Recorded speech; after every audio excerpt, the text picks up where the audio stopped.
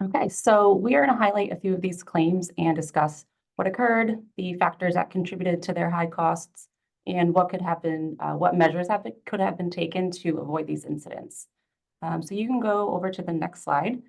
We are going to start off with a water damage loss. So this claim resulted from a frozen pipe burst in December 2022. This occurred in a vacant unit on the 8th floor of a building where the heat was turned off and a window was left open. So this resulted in significant damage to the building. 55 units had heavy damage, and then another 55 had moderate damage. The entire first floor and some of the common hallways were also affected, along with several elevators, which that is always going to drive up the cost. So since we insure properties all over the country, we've definitely seen our fair share of frozen pipe issues. And now, right before winter hits, is a great time to talk about this. It's really important to be monitoring for severe cold weather and taking action when you do see the temperature really dropping. Building temperature should always be kept at a minimum of 55 degrees to prevent these issues. And this is something that should be communicated to your residents also. You also want to make sure that building staff and property managers are trained on what they should be doing to prepare buildings.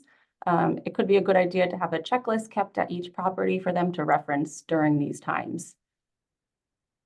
Also, it's important to be checking your vacant units on a regular basis to ensure that situations like this are avoided, especially during times of severe cold weather. And during the winter months, it could be good just to have it be standard procedure to leave all of the cabinets in the vacant units open. That will allow warm air to circulate around the pipes and could help prevent them from freezing. You also may want to consider installing temperature sensors. So these can monitor the temperature around the water pipes and alert you if the temperature falls below a certain threshold.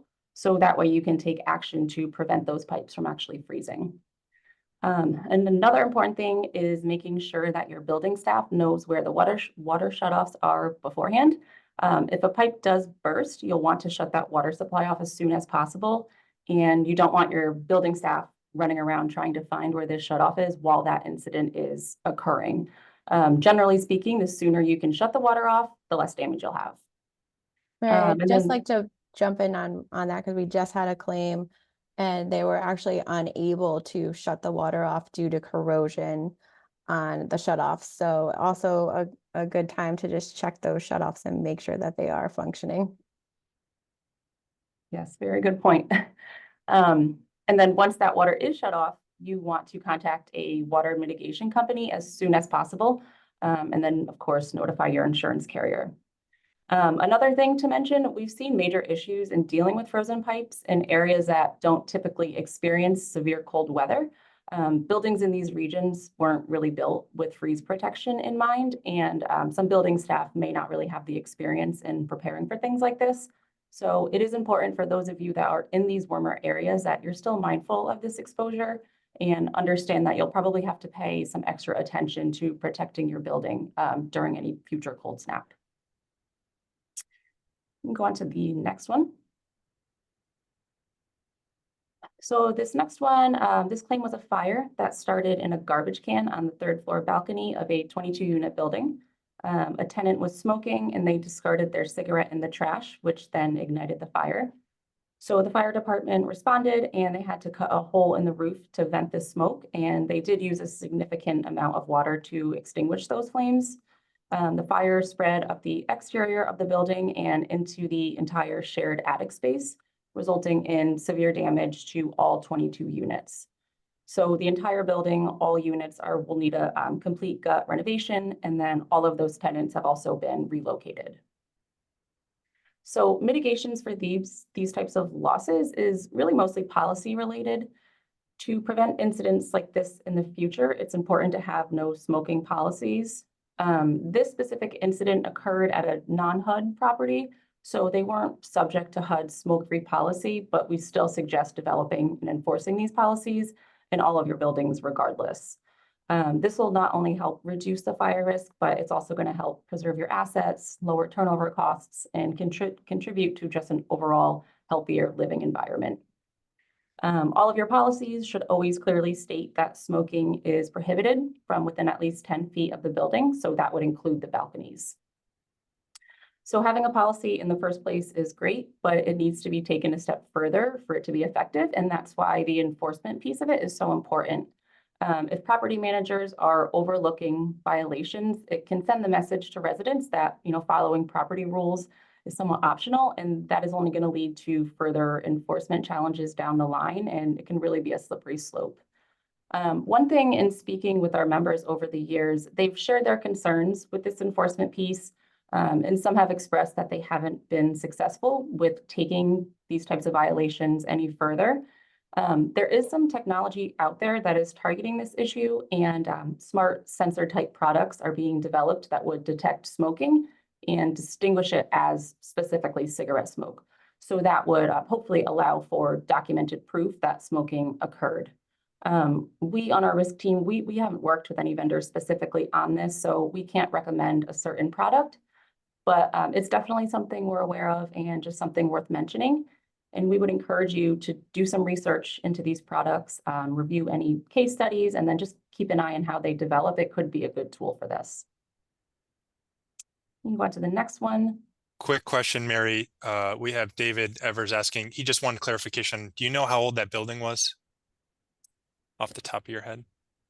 The smoking one, I do not. Okay, thank you. Sorry about that.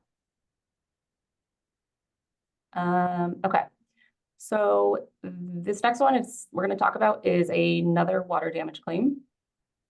But this one involved a contractor that was hired to install a new hot water line. And a week later, that pipe failed due to improper installation. So this caused heavy water damage to about 40% of the units in the building. Then on top of that damage, there was also costs to relocate residents as well as a 24/7 fire watch, which was required by the fire marshal due to the building being on temporary power. Luckily in this one, no structural problems were noted, but it will take months to finish the process of drying out, removing all the contents, and then getting started on the demo and repairs. So with this claim, since the damage was caused by a contractor, there is the potential for subrogation, meaning that we would pay out on the claim, but then we can go back to the contractor's insurer and recoup some of those expenses. But keep in mind that this is only possible if you, as the insured, have a solid contract with your vendors that allows for this and also protects your agency. So in addition to a right to subrogate, just some other things that your contract should have include a clear scope of the work outlining the specific services, as well as performance standards that the contractor needs to adhere to. You can also have a warranty clause that guarantees that their work will be free from any defects and they'll fix any faulty work, such as the improper installation in this case. Also, indemnification language should be in all your contracts, which those should always be written to your benefit, and they should be indemnifying you and holding your organization harmless for any losses resulting from their work. And then, of course, insurance requirements. So you should be requiring your contractors to carry adequate liability insurance and being named as an additional insured on their policy. So with all that said, just always make sure that your contracts are being thoroughly reviewed before signing to make sure that you're not entering into an agreement where you may be held responsible or financially liable for damages resulting from a contractor's negligence.